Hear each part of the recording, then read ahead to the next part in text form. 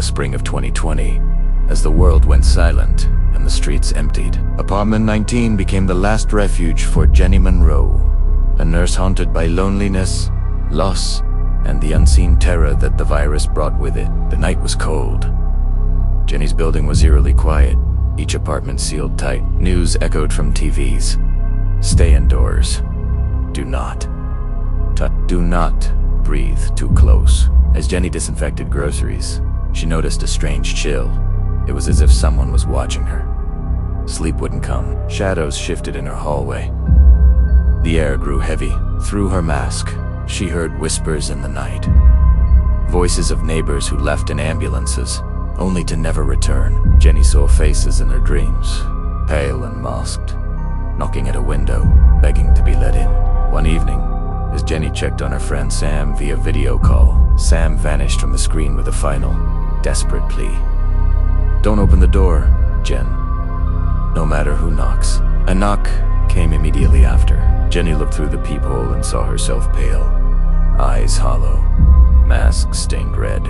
Jenny's phone buzzed with unknown numbers, all whispering warnings. "We know you're alone." Neighbors reported seeing her on the security cam wandering at 3 a.m., though Jenny was sure she never left the apartment.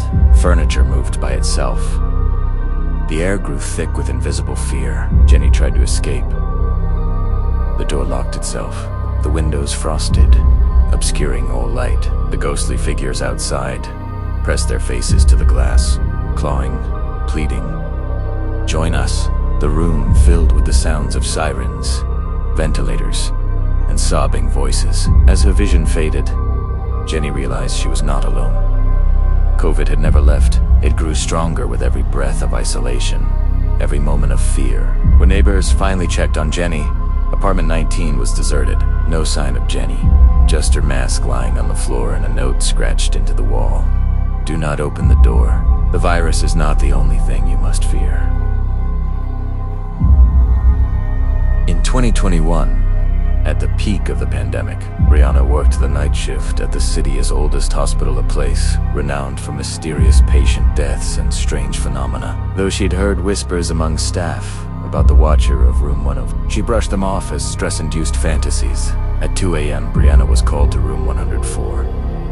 The room had been empty for months after a series of unexplained deaths, but a new patient named Mr. Harvey was recovering from COVID-19 complications. Security footage showed the previous night's nurse running from the room, screaming, her badge lost in the hallway. When Brianna entered, she found Mr. Harvey awake. Trembling, he stared into the corner, muttering, "Don't let it see you. Don't let it watch you." She switched on the lights, nothing there, but the shadows of frail medical equipment and the low hum of the air purifier. Brianna checked vitals and tried to calm him. The security monitor on the wall flickered. For a moment, static resolved into a black silhouette standing over Mr. Harvey's bed. Brianna blinked, and it was gone. Thinking it was a monitor glitch, she reset the system and continued her rounds. But as she left, she felt a cold presence. She'd done Mr. Harvey screamed, "Don't go! It only comes when you're alone." That night, Brianna stayed late. The hallway dimmed, lights flickered, one by one. The phone buzzed. A message from an unknown number. "Leave now, or stay forever." Ignoring it, she started walking back to room 104. She passed rooms where patients whispered, eyes wide, hands shaking. Medications rattled in their trays, with no one touching them. A nurse named Raj appeared, pale and sweating. "Warning, don't look in the mirror after midnight. Don't answer when it calls your name." Brianna tried to laugh it off, but Raj didn't smile. He just faded into the darkness toward the elevators. In room 104, the call button was pressed repeatedly. Brianna hurried in. Mr. Harvey was choking, terrified. As she dialed for help, the lights died.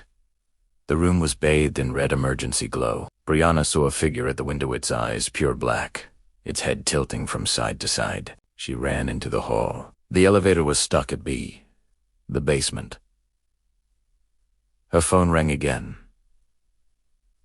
"Your face is next." She raced to the stairs. Lights burst and went out as she passed. She heard her own name whispered in every empty room. She stumbled on the lost badge from the nurse before. It was warm to the touch and smeared with blood. The hospital intercom crackled.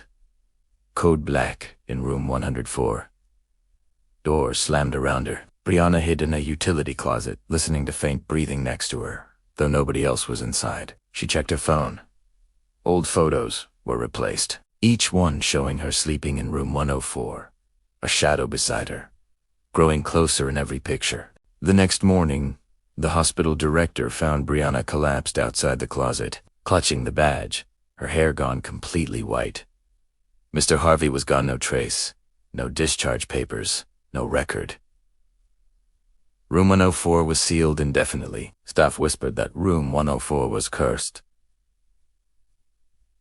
Anyone who entered during the night either disappeared or returned changed. Brianna tried to resume her life, but wherever she went, she felt watched. She never looked in mirrors again.